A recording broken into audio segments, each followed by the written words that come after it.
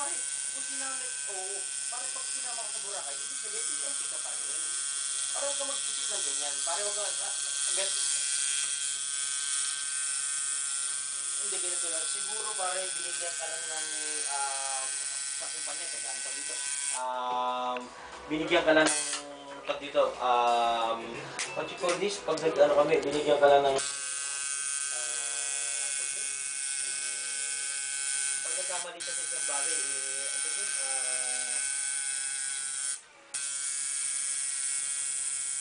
mabarbid yung, ano,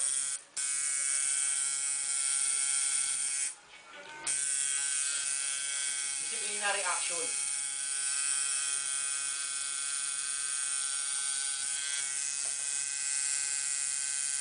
Hindi, maganda pag-usapan nyo nila Jake yan mamaya. Pag-usapan na lang natin mamaya. Oo.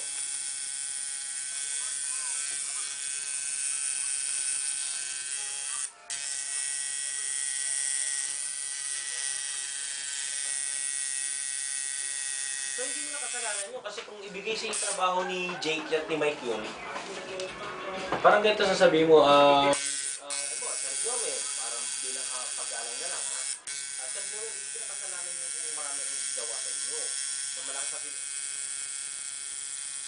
Kasi sa bagay, maano nga, sila Mike, ano? Kumbaga, binibigyan ka nila Mike ng mga kliyente. So, kilala ko na si Joel. Mahirap din pala, ano.